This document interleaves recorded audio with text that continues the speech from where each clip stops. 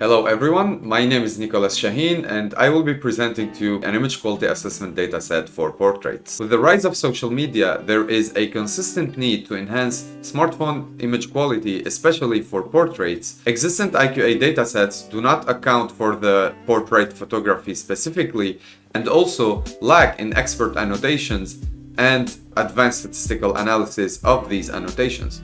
We present to you PIQ23, a new portrait image quality assessment dataset with more than 5,000 portrait images annotated by more than 30 image quality experts using pairwise comparisons. We have taken care of the ethical side of data collection, also introduce a new statistical analysis method to quantify the quality scale into separable quality levels, and also introduce a new PIQA approach that is adapted to the structure of PIQ23. So let's dive deeper into the work behind PIQ23. In the rest of this video, I will be explaining our motivation, why did we build PIQ23, what is inside this dataset, what about the new statistical analysis method that we use, and also I will be explaining our new PIQA method, and then I will summarize the whole work that was proposed in this paper.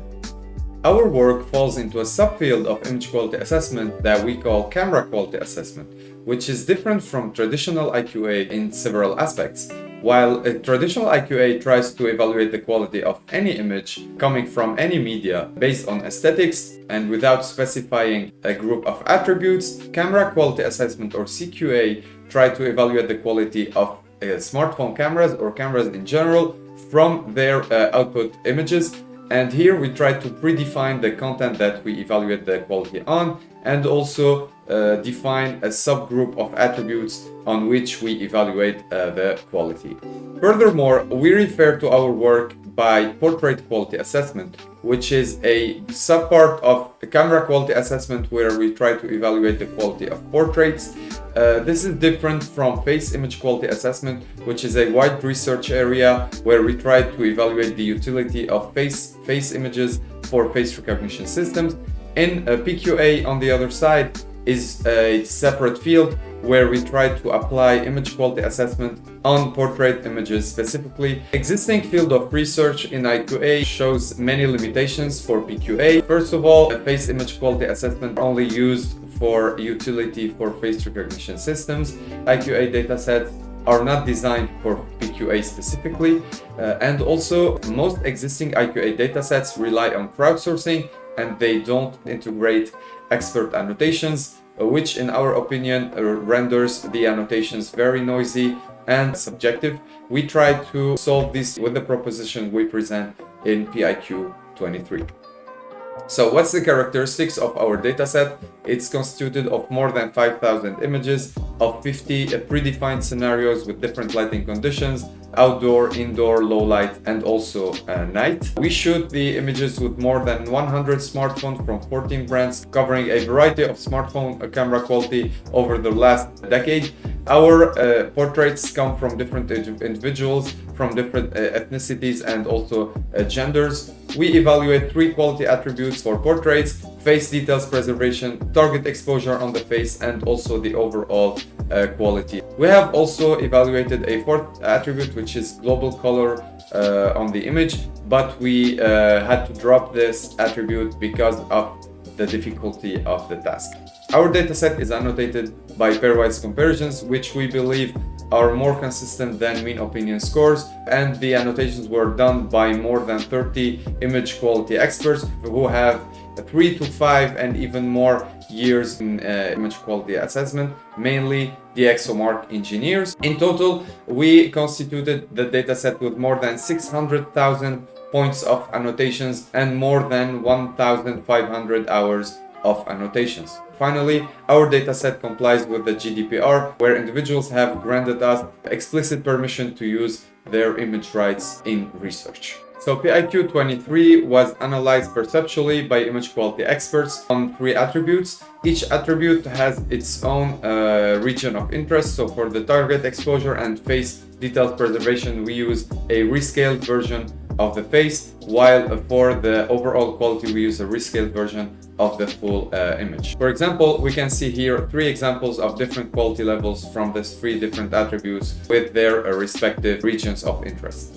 So let's talk now about the advanced statistical analysis method that we used. We encountered many problems in our annotations. We know that image quality assessment and image quality annotations are noisy. So there is intra-annotator noise, inter-annotator noise, and also sampling bias, as well as the scaling error. To account for this, we proposed a new method to quantify the quality scale and to quantify the confidence intervals. In this method, we can see multiple steps. So step 1 is to generate the confidence intervals using percentile bootstrapping.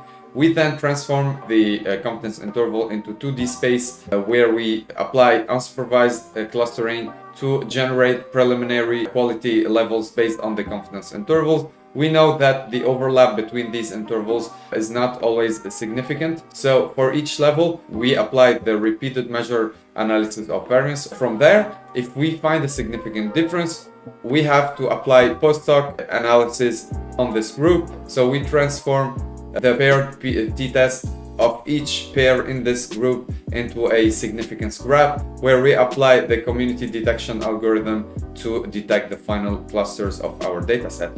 In this way, we generate separable clusters of quality from our pairwise annotations. Finally, we introduce our new PIQA method, which tries to solve two problems in the domain shift challenge, as we can see in these examples on the right.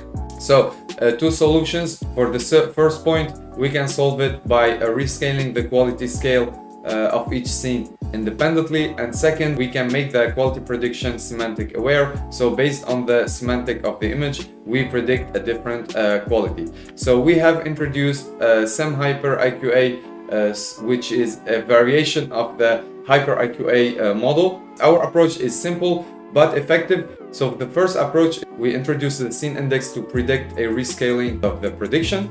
The second variation is to try to predict the scene in order to integrate semantic information into our prediction. And the last variation is a combination of both previous variations.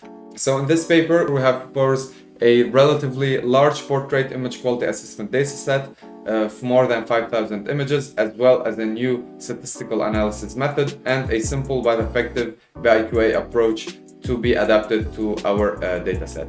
Thank you very much, and please do not hesitate to come and ask us questions at the poster session. Thank you.